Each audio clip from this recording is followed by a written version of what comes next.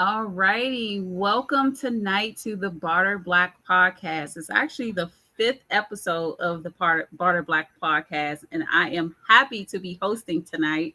If you do not know, Barter Black is a bartering platform for Black entrepreneurs to exchange goods and services with each other. And we started this podcast to highlight our amazing members.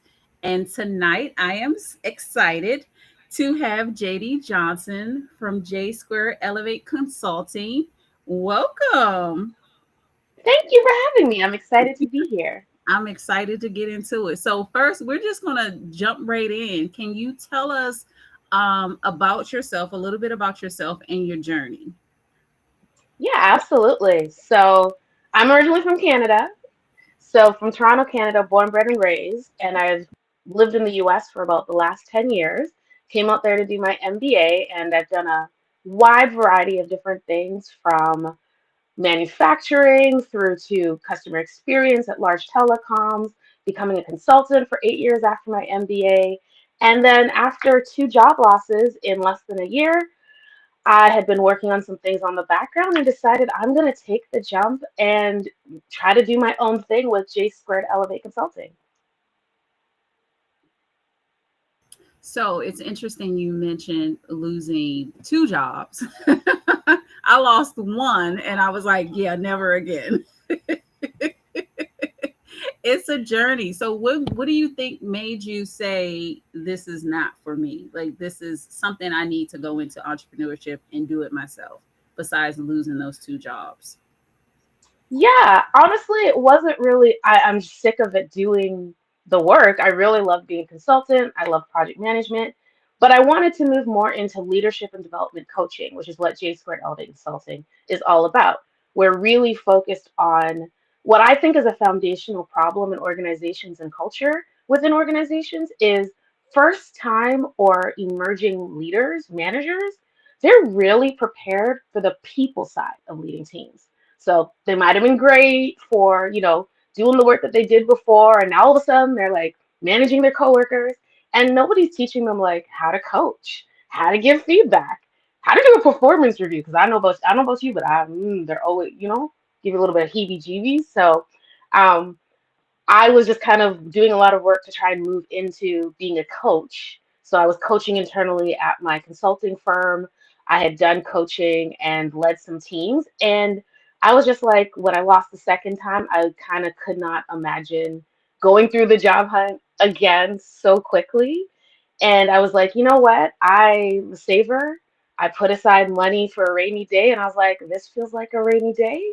And it's a rainy day that I can actually like get something out of, right? Like you can only try and fail. And if you fail, well, you'll learn something along the way, but I will have no regrets for giving it a chance to start up my own business. Yeah, I love that. So you have been described as the crown fixer. Let's just get right on to it, helping leaders shine their brightest. Where did that phrase come from and what does it mean to you? Yeah, so I have a podcast called Fixing Your Crown Boo. And it all came from the idea that at my first consulting firm, I actually led this initiative. And it was all about empowering women in the community, women within our firm. So I led a bunch of different events. And so many people came back up to me and were like, JD, I love this event. And you just inspired me to do this. A few people got hired and tried to join the firm because of like what I had done there. And I kind of realized I really love empowering people. I don't mind being in the spotlight. I wanted to be an actress once upon a time, but I don't have to be in the spotlight. Like it's not, spotlight or die. I'm actually quite content also being behind the wings, seeing the person doing their lines and like doing it flawlessly. That excites me just as much. And that's why I kind of came up with the idea of fix your crown and being a crown fixer because I'm that girl in the bathroom. If I see your hair askew, if I see your tag sticking out, I'll be like, excuse me, miss, you look gorgeous, but your tag's sticking out. Can I just tuck it in for you? Or, the hair is askew. That's just the type of person I am. And so that's where it comes from. That's awesome because we I think we actually need though that type of mindset and that type of woman who say, look, something is wrong here, instead of not knowing how to say it, but coming to a person and just straightforward saying it. Because I know for me, sometimes if there is a mistake on a website or something, like just business wise, and someone comes to me and says, "Oh, I think you meant this," thank you so much. Instead of letting me go the next 6 months with it not looking right, thank you for telling me. So I think we need to change our mindset, and we have to let people know when something is, let's fix your crown, like just like you said. Yeah. Awesome, awesome. So let's move on to the servant leadership and emotional intelligence part of your business. How do you practice servant leadership in your work with your clients? Yeah, I think at the end of the day, if you think about servant leadership, it's all about being in service of the people, right? You're not there for your ego to shine. It's not about, oh, you did a great job, JD. It's really about helping your clients shine. And that's the way that I like to think about things, is that I'm empowering you. As part of the Fixing Your Crown Blue podcast, I like, we love to say the table is big enough for all of us. Like there, and if we can't get our seat at this table, let's make our own. So we're really, it's all about empowering, articulating what they're saying. We have this, I don't know about you, but I have this like beautiful madness in my head sometimes. There's so many thoughts pinging around. And so for me, it's really about helping pull that out of you, because you are a whole person and you are able to do so much more than you think. Sometimes you just need that outside view to be like, so this, and this. How does that feel like that's about right? Like, what are you, like, how does that resonate with you? And just asking those really key, powerful questions to pull it out of them instead of doing it for them. Yeah, I like that, because I feel like in especially Black entrepreneurship, a lot of us are operating as solopreneurs, and we don't really have that sounding board to help us get through these thoughts, or what do we think. So, and then having someone not be the center, but actually listening and applauding you for actually doing the work. I love that. So I appreciate that. So let's move on. um, Emotional intelligence. I saw that that's a big focus for your coaching. So, what role do you think that plays in creating successful leaders and thriving teams? Because you do both, right? Yes. Okay. So when I think about emotional intelligence, I always forget who came up with it, but there's a Harvard Business Review article all about the 12 dimensions of emotional intelligence. And there's this one really key piece that's all around like self-management, self-regulation, self-awareness.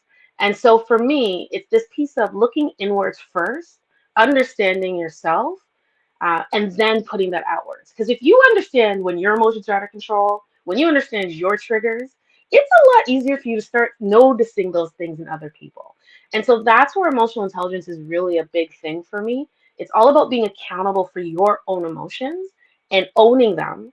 And it's okay to have them. You just don't want to let them be had by other people, right? Like you don't want to put your emotions on other people. They don't deserve that. So you have to own your emotions, be okay with living them in the moment, but then be able to understand, where are they coming from? Why am I feeling this way? Why do I just want to snap all of a sudden, right? Like that's really, like, for me, is like such the heart of emotional intelligence. And that's what I try to do with my clients, is really dig deep into their root causes, whether it's root causes of, what do you really want to do? Like, is this where you want to be with your life? And if it is, all right, how do we make it where you want it to be? Just digging deep into like, why? Why do you feel this way? Why are you hating your job this Monday morning? Is it the work itself? Is it, something else? Is it just like you're not feeling good about your boss? What are these things within you that are causing your reaction? And then I find that once you start understanding that about yourself, you get a little bit more sensitive to when it's happening to other people. And I think that's a key foundational piece of leadership, is that empathy and being able to feel or see when someone's feeling something. Nice. So, would you say, so let me ask you this. When would someone say that they need to reach out to JD Johnson? like for an individual at their job, for an entrepreneur, for someone with a team, someone without a team, when are they at that moment where they're like, yeah, I need to call her immediately? Well, let's call JD. I would say, I think there's kind of three big use cases that I focus on. And the first one is, you're a director, you're a VP, you're a head of, you're a manager of managers. And you're like, either one, things aren't gelling within your teams, or number two, you're ready to promote somebody, or you just promoted somebody, and you're like, I want to set you up for success to not just do the job, but to do the people side of the job. And so when you're seeing that maybe organizational culture is faltering a little bit, or you're just like, I just want to make sure they've got the best foundation possible to lead people, that's when I would say that market, that profile would reach out to me. For individuals, it's almost like the flip side of the coin. I just got promoted. Holy crap, I've got a bunch of people. I don't know what to do with these people. They're stressing me out. How do I like work with them? So I would say that would be like another instance. Or I want to get promoted and I want to be prepared because I see what these other managers out here are doing. I don't want that to be me. So let's prepare myself to be a people leader. And then finally, like if you're an ambitious person and you just want more leadership skills, you want to dig into your, emotional intelligence and just be able to handle work just in a much cooler way, like just calm, cool, collected, prepared, move through calm waters. Those would be the three, like three and a half profiles that I would say. Call JD. I'm here for you. I got something. Call JD. It's interesting because actually when I got fired from my job, I hated my job. Like, and when that happened, it's interesting because I called my cousin who's in HR. I'm like, do I quit or do I just let them fire me? She's like, let them fire you. I'm like, um I was just like, I would never ever put myself in a situation like that again. And I want to be different when I do become someone else's boss. So I think having that mindset and also empathy, like you said, helps you decide that you're going to do things differently, especially if you've been in a situation that you necessarily didn't like. So, what's one way leaders can immediately boost trust and confidence in their teams? Ooh, that's a good one. I would say, one is if you're not having one-on-ones, have a one-on-one. And if that one-on-one is just a status report, then you need to have something that's a little, either add a component to it that's a little bit more of a check-in, where they're at, what are their goals. I think this is the key thing is what are their goals? What are the goals of the organization?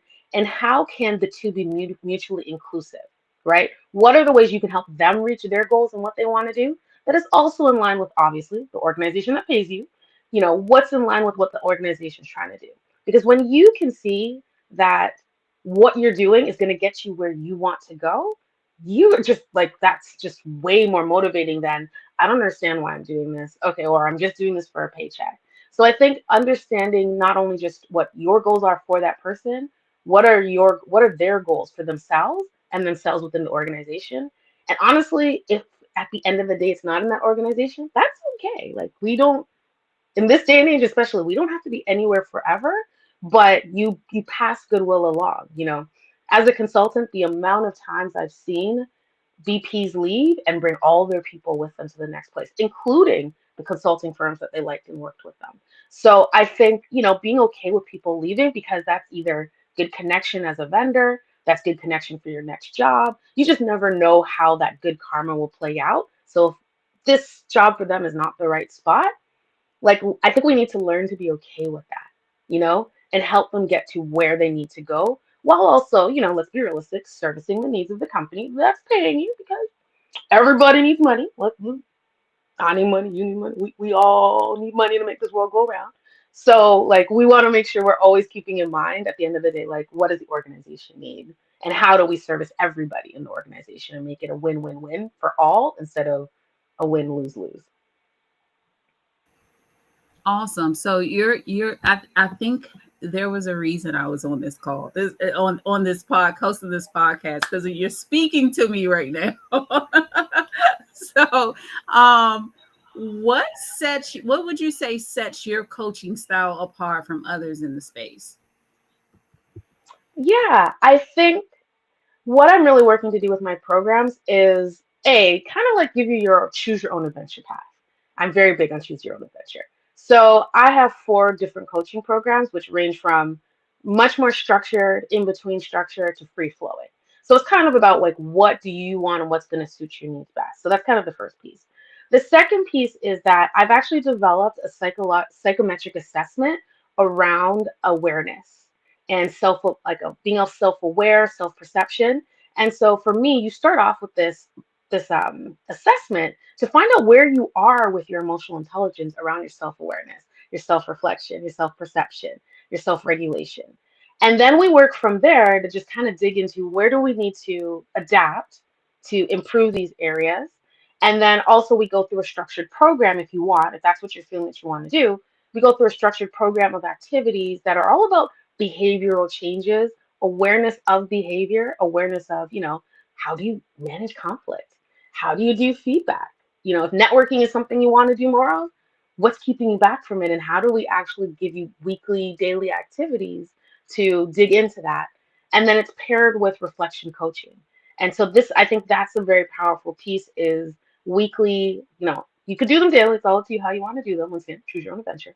But weekly activities you're expected to go through, and then we talk about it, we reflect on it, and then we help push you further. And it's like this accountability piece and this reflection and articulation piece in the coaching paired with activities to really hone in and create that behavior change.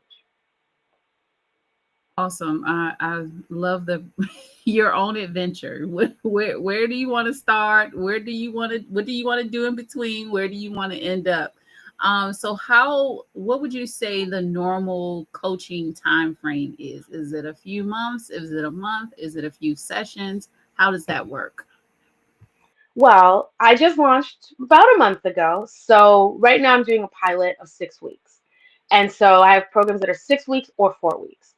And then obviously you can add on to that as you wish. You want another 4 weeks, want another two sessions. That's really up to you. But I understand the need, I'm new in this industry. People may not know me as much. So give you an opportunity to get your feet wet and decide if this is really for you. And so at the end of the day, though, what I'm trying to move towards would be more sorry, not 12 months, 12 weeks coaching sessions because behavior changes take time. And so I think really a good amount of time to create this like long lasting sustainable change is a minimum of 3 months. But once again, I really am a choose your own adventure. Some people are going to be different. They're going to be like, I got this light bulb moment in week 4. I just want to go. I'm good. I'm done. Some people be like, I need a little more hand holding, and that's okay. Choose the adventure that you, as your wallet, can handle. I love that. And your wallet, people, and your wallet. So, what's one common leadership challenge your clients come to you with, and how do you help them overcome that? Yeah, I think, it's really interesting. I think it's this concept of managing upwards. So oftentimes the leadership challenge that I see is, especially because we're talking about new and emerging leaders, is how do you work with your manager to get what you want done, right? Or how do you get them to, influence them to see that maybe this is unrealistic or perhaps this may not be the best idea. It sounds good on paper, but the reality is not reality, you know, it's not working. So I find that being able to be tactical and strategical in approaching your higher ups and being able to properly couch requests, properly couch problems and issues in a way that you feel comfortable and honest telling them, but also, sometimes your higher ups are not always going to be in the same viewpoint as you.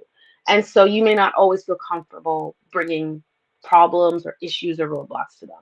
So, how do you work around them or with them to be able to get the best path forward? Because as you as a leader, you're responsible for the people underneath you. So, how do you move forward and protect your team? Nice. So I think a lot of people that will see this are probably entrepreneurs or probably leaders in transition. What's your best advice for someone trying to build confidence as a leader? Because they could be, Mm. just coming into that position, or they could have got the position and they weren't even confident in it. So how do you help with that, or what advice would you give for that? Yeah, I think there's like this myth that leaders can't be vulnerable and leaders can't be empathetic, that leaders have to be like Superman, strong, solid, stolid, silent type, you know?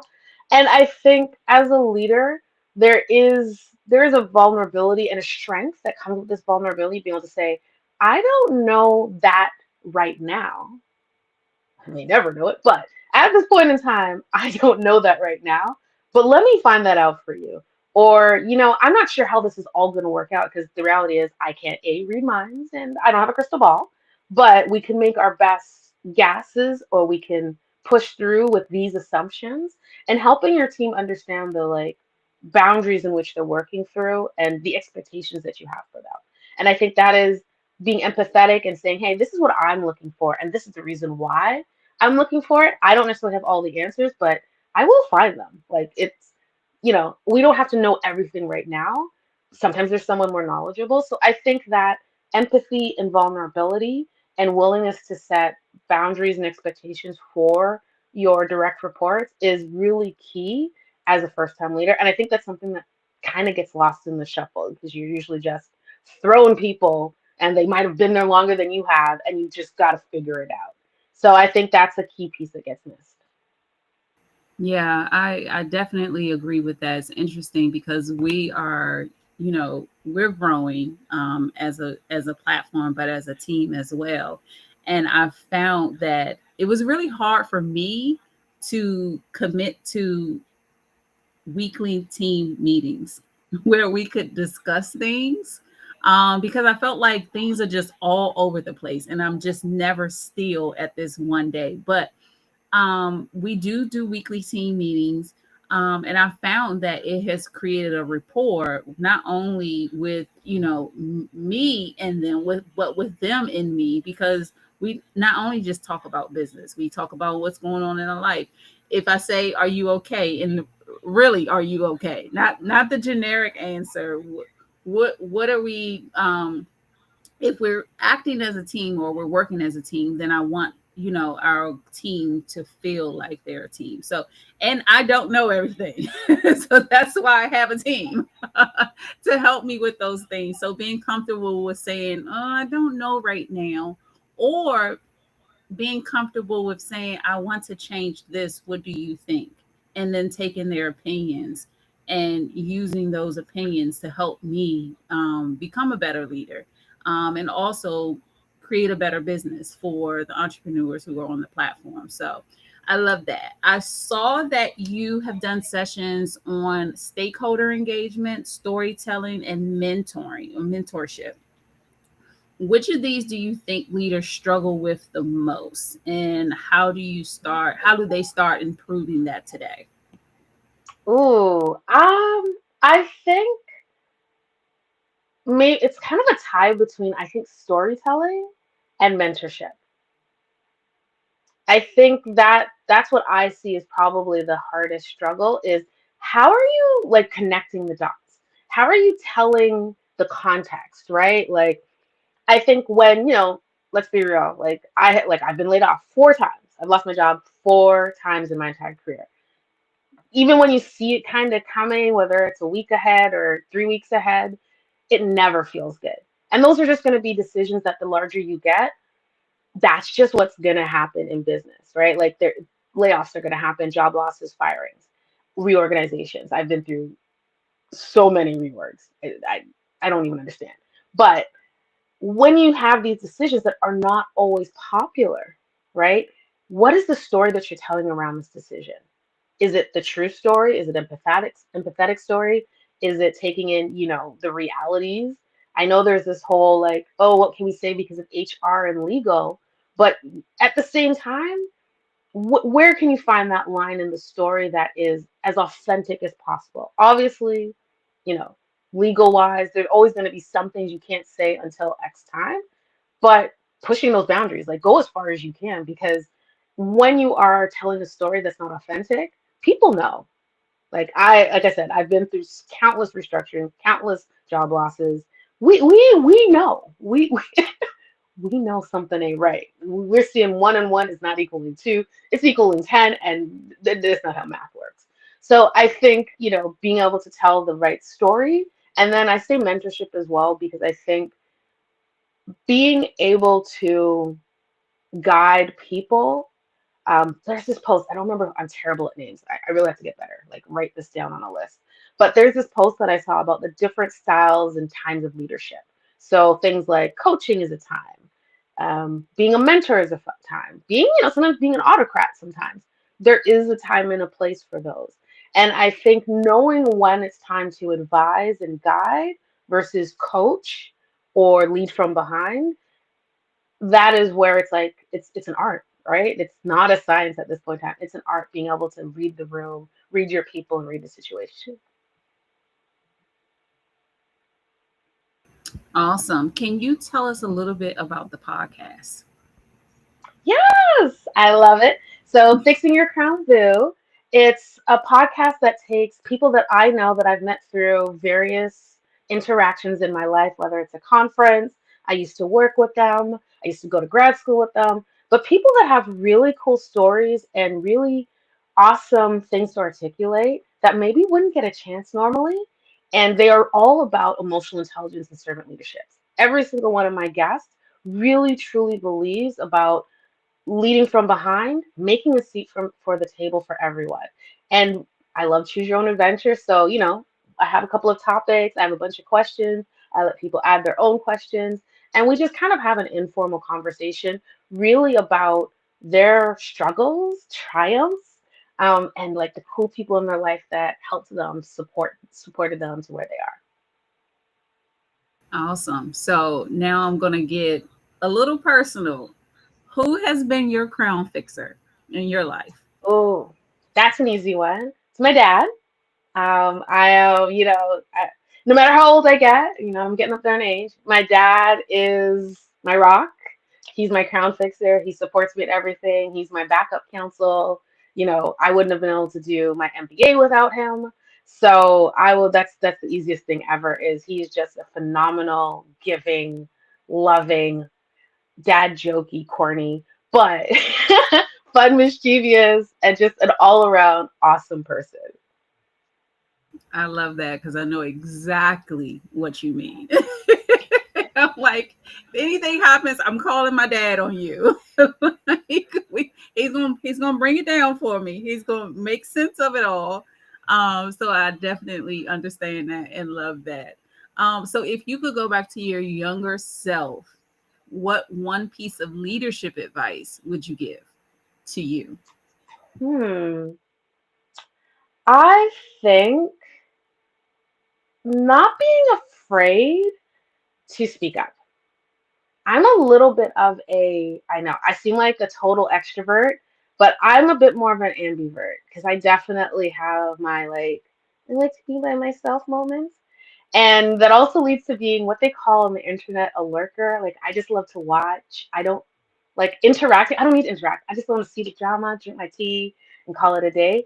And so that can lead me to just kind of sitting back a little bit and being like, okay, I'm gonna take it all in, and I'm gonna be really thoughtful and articulate. And until I can be thoughtful and articulate, I tend not to say anything. If I don't have something really good to say, and I think I can loosen that up a little bit, and I could have spoken out a little bit more at times.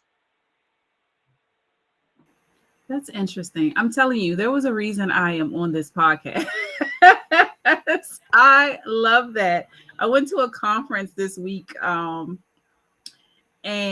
at the end of the conference, there was, and I'm sorry that I forget the name of the business, but there was a business who does these type of coaching and leadership trainings, but the training is all play.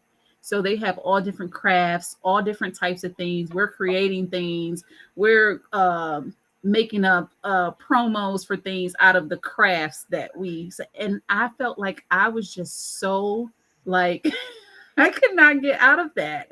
I enjoyed the activities, but we had to come up with imaginary toys and all types of things, and it was just to get us out of that business role and loosen up a little bit. And it's like, okay, I need to do this more. I really enjoyed it, but I definitely want to get out of business mode, and a little bit of play and a little fun to the 7-year-old me that used to enjoy the clay, the Play-Doh and all those other type of things.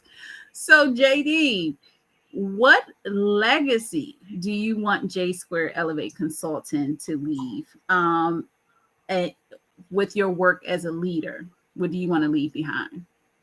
Yeah, I have a big, hairy, audacious goal, and I want to make an impact. I don't know how big it'll be, but I want to make an impact and change the world of work and organizational culture. Because I really believe that if we shift this mindset from, you know, oh, you've got to lose for me to win. I think, being Canadian and moving to the US, I saw this really kind of like zero sum game where, your pie shrinks. So we're all fighting for these little crumbs of this pie because there's this feeling that if someone else has it, there's none left for me. And so I really want to shift that mindset thinking and shift it to thinking about how do we all win? How do we create mutually, truly mutually beneficial relationships? That's not about, what's that word, parasite, like leeching off of other people to make money or leeching off of other people to make ourselves look good. Like really shifting that into thinking about when we help each other, when we make seats for other people, really and truly, we all win. Because economic wise, the more money people have to spend, the more they spend the money, which means there's more money for the economy. There's more money for things. Hoarding it just creates imbalances, and hoarding power, hoarding money, everything. It's just this whole thing about a zero sum. And so that's the dream that I have. That's a legacy I'd love to have where we can, make a dent in shifting, some organizations' minds to truly mutually beneficial relationships so that organizations win, managers win, employees win. Yeah, everyone wins. And we definitely have to shift the mindsets of everyone. But of course, they have to be ready for that, right? So, for anyone who is ready to elevate, what last thing do you want them to know about J Square Elevate Consultant, and how do they reach out to you? Absolutely. So I would say the one thing is if you're looking to dig deep into who you are and you're ready to dig deep into better understanding your emotions, your self-perception, how you operate is working for you or not working for you, and you really want to start thinking about moving into leadership and being that, everybody's had that one phenomenal leader. You want to be like that one phenomenal leader. So this is a really good way to help get you to that place because it starts with emotional intelligence and servant leadership. And so I really think that we can help those people with that mindset, those managers of managers who want to make sure their teams are thriving, productive, highly engaged, motivated teams. That's what J Squared Elevate Consulting is all about, is helping you get there, whether it's as an individual or you're trying to set your people up for success. And I can be found at J Squared Elevate Consulting .home.